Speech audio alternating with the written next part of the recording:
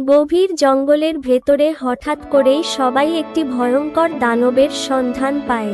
তার সারা শরীরে অসংখ্য চোখ দেখে সহজেই বোঝা যায় এটাই সেই বহুদিন ধরে খোঁজা শতচক্ষু দানব। সৌভাগ্যক্রমে আগের তদন্তে তারা জেনেছিল শতচক্ষু দানব একমাত্র যে জিনিসটিকে ভয় পায় তা হলো পেঁয়াজের পানি।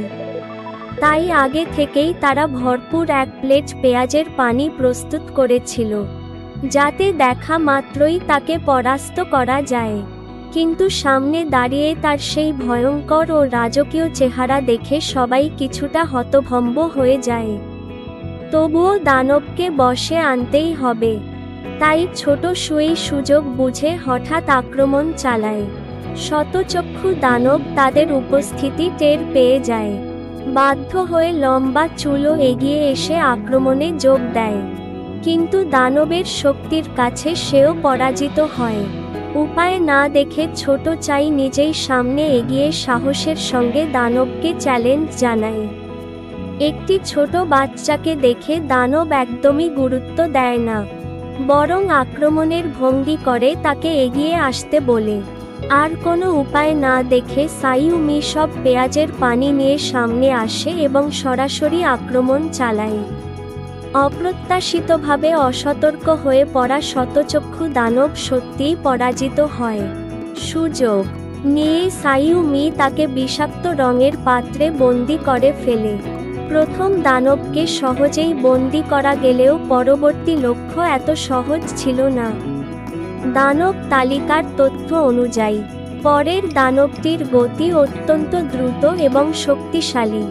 তাকে বের করে আনার উপায় হলো পাহাড়ি উপত্যকায় দাঁড়িয়ে খুব নোংরা গালাগালি করা। গাল যত খারাপ হবে দানব আসার সম্ভাবনাও তত বেশি। সময় নষ্ট না করে তারা দ্রুত শহরের কাছের উপত্যকায় যায়। লক্ষ্য ছিল শান জোন নামের দানবটিকে ডেকে আনা, কিন্তু যতই গালাগালি করুক শুধু নিজেদের প্রতিধ্বনিই ফিরে আসে। দানবের কোনো সাড়া শব্দ নেই। তখন সাইয়ু চাই সামনে এগিয়ে আসে। অপ্রত্যাশিতভাবে এতে দানব ভীষণ রেগে যায় এবং সঙ্গে সঙ্গে সবার সামনে হাজির হয়। সে ঠিক করে ফেলে আজ কাউকেই ছাড়বে না।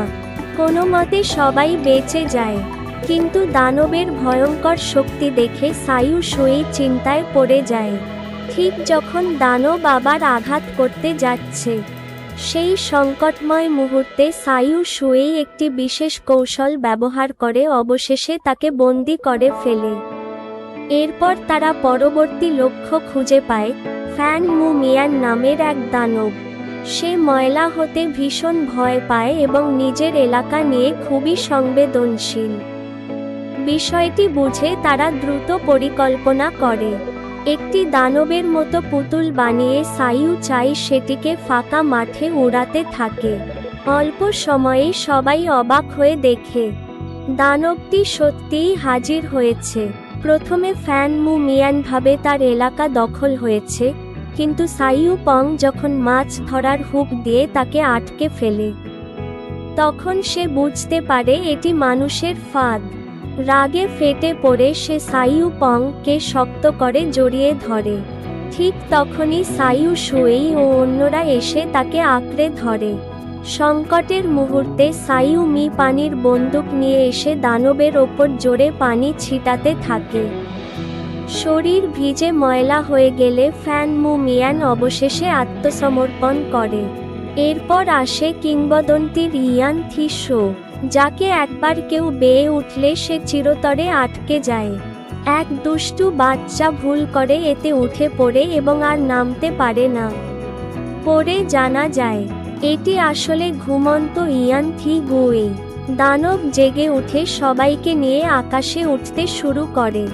ধরা পড়লে মানুষকে মেঘের ওপরে নিয়ে গিয়ে নিচে ফেলে দেয়। সবাই ভয় ভুলে তার ওপর ঝাঁপিয়ে পড়ে, কিন্তু দানব থামে না। ঠিক তখন আকাশ থেকে এক গর্জন শোনা যায়। সাইয়ু পং ফ্যান মু মিয়ান এর পিঠে চড়ে নেমে আসে। জাদু বই থেকে আলো বের হয়। সবাই নিচে পড়ে যেতে থাকে, কিন্তু ফ্যান মু মিয়ান সাহায্য করাই তারা বেঁচে যায়। হঠাৎ বই খুলে নতুন লক্ষ্য দেখায়। আয়না থেকে বেরিয়ে আসে এক হুবহু কপি। এটি মু ফং গুই, যে নিজেকে অসংখ্য কপিতে ভাগ করতে পারে। সাইউ মি বুঝতে পারে এই দানব ভবিষ্যতে তাদের কাজে লাগবে। কথার জোরে সে তাকে দলে ভিড়িয়ে নেয়। শেষ দানবটির নাম জি লি। সেই স্থান নিয়ন্ত্রণ করতে পারে এবং দেখতে যেন এক পৌরাণিক ড্রাগন। শেষ লড়াইয়ে সবাই ঝাঁপিয়ে পড়ে। বাহিনী আগে থেকেই প্রস্তুত ছিল। বাই মু গুই ও শান জোন এর সাহায্যে তারা পথ তৈরি করে। হঠাৎ মাটি ফেটে বেরিয়ে আসে জি লি। পরিকল্পনা অনুযায়ী সাইউ পং ইচ্ছা করে তাকে উত্তেজিত করে। পেছনে থেকে বই ব্যবহার করে জি লি কে বন্দি করা হয়। এভাবেই সব দানব ধরা পড়ে এবং মানবজগতে শান্তি ফিরে